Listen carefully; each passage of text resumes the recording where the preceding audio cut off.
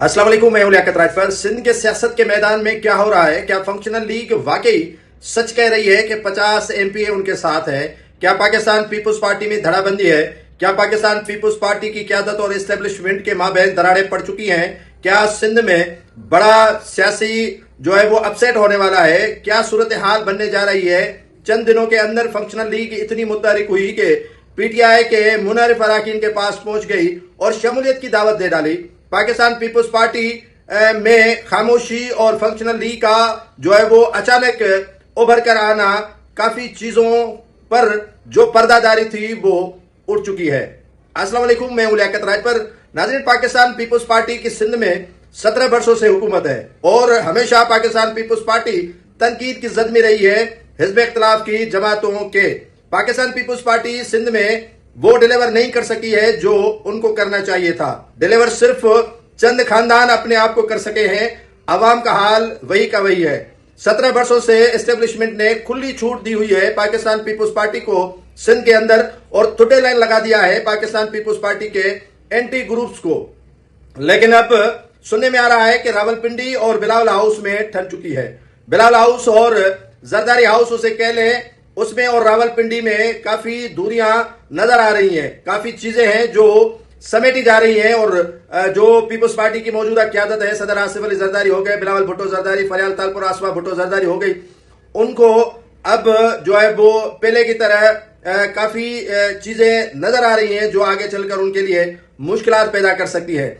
Functional league और हुर्रों के रूहानी पेशवा पीर पागारों के बेटे सैयद मोहम्मद राशिद शाह राशिदी ने एक दावा किया है। वो दावा है कि पाकिस्तान पीपुल्स पार्टी में वो अफराद, एमपीएज और बासर शख्सियात तैयार बैठे हैं, जैसे सिंधी में कहते हैं कि ओकड़ू बैठे हैं, और वो आने के लिए तैयार हैं फंक्शनल लीग और जीडीए में। फंक्शनल लीग और जीडीए के हवाले से राशिद शाह दावा करते हैं कि उनके पास इलेक्टेबल जो है वो स्टेक होल्डर और ताकत रखने वाले शख्सियात फंक्शनल लीग यानी जीडीए ज्वाइन करने के लिए मुकम्मल तौर पर तैयार हो चुके हैं और वो तैयारी पकड़ रहे हैं। बस थोड़ा सा इंतजार है। यानी राशिद शाह की जो दावा है, उन्हें यह बावर कराया गया है कि पीपुल्स पार्टी से चंद नहीं बल्कि काफी तादाद आपको परवेज मुशर्रफ के दौर की तरह तोड़ कर देंगे। जैसे अरबाब गुलाम रहीम और अली मोहम्मद खान मेहर को तोड़ कर दिए गए थे और पेट्रियाट बनाई गई थी। हो सकता है कि पेट्रियाट न बने, लेकिन वफादारियां तब्दील हो सकती हैं। हो सकता है कि ये शुरुआत ठट्टे से हो सकता है कि ये शुरुआत टंडोलियार से हो सकता है ये शुरुआत जो है वो शिकारपुर से हो या हैदराबाद से हो, कराची से हो या दीगर जो सिंध के ऐसे इलाके हैं जहां पर पाकिस्तान पीपुल्स पार्टी के उन रहनुमाओं को मुसलसल नजरअंदाज किया गया है जिनसे पाकिस्तान पीपुल्स पार्टी के वर्कर को नाज था या पीपुल्स पार्टी के वर्कर उन पर नाज करते थे। उनको वजारतों से दूर रखना और उनको टिकट नहीं देना। हो सकता है कि पीपुल्स पार्टी के लिए आगे चलकर वही अशखास मुश्किलात पैदा करें जिनको थोड़े लाइन पीपुल्स पार्टी ने लगाया है।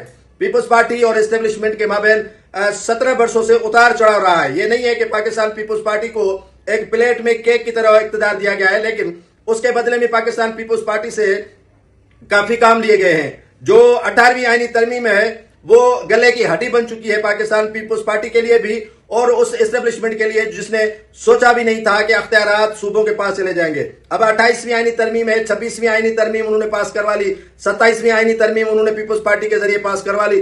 अब 28वीं आईनी तरमीम में जो है वो सुनने में आ रहा है कि काफी नाराजगियां और पेचीदगियां पीपुल्स पार्टी और एस्टेब्लिशमेंट के माबैन पड़ चुकी हैं, जिसका फायदा हो सकता है कि आने वाले दिनों में फंक्शनल लीग यानी जीडीए को पड़ सकता है। जीडीए को भी आशीर्वाद दिया गया है, लेकिन जीडीए के रहनुमाओं ने काफी मर्तबा जो है वो धोखा खाया है इसी एस्टेब्लिशमेंट के हाथों।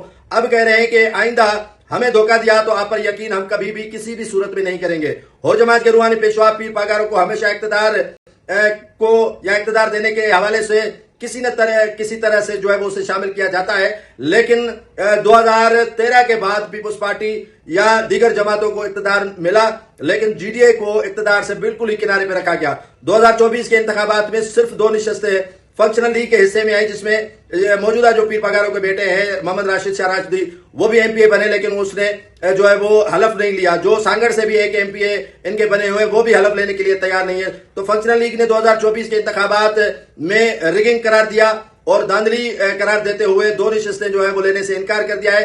ताहाल उन्होंने हलफ नहीं लिया है। लेकिन अब जो फंक्शनल लीग की जानिब से या जीडीए की जानिब से मुख्तलिफ जो है वो दौरे किए जा रहे हैं। बदीन से हसनैन मिर्जा हो गए, सांगड़ से जो है वो मोहम्मद खान जुनेजो हो गए, लाड़काना से मौजम अब्बासी हो गए, पीर जो गोट से पीर मोहम्मद राशिद शाह राशदी हो गए, नौशर फिरोज से जतोई बरादरान हो गए, गुलाम मुर्तजा जतोई हो गया, मसरूर जतोई हो गया। तो इन्होंने बाकायदा तौर पर जो है वो तहरुक आ गए हैं, तहरुक में आ गए हैं और जो है वो पीपुल्स पार्टी को टफ टाइम देने के लिए तैयारी उन्होंने मुकम्मल कर दी है। दूसरी जानिब जो है वो सिंध काबीना में मौजूदा जो वजीर है उनकी अलग अलग जो है वो खिचड़ी पकी हुई है, अलग अलग उनका सिस्टम बना हुआ है, अलग अलग तरीके से जो है वो आसिफ अली जरदारी को हैंडल करते हैं और आसिफ अली जरदारी उनको हैंडल करता है। चंद अशखास हैं जिनका जो है वो मरासिम आसिफ अली जरदारी को इक़्तिदार में लाने वालों के साथ भी है और आसिफ अली जरदारी को इस बात का पता है कि जब भी जो है वो मौसम पतझड़ने की आएगी तो ये लोग उनका साथ कभी भी नहीं देंगे।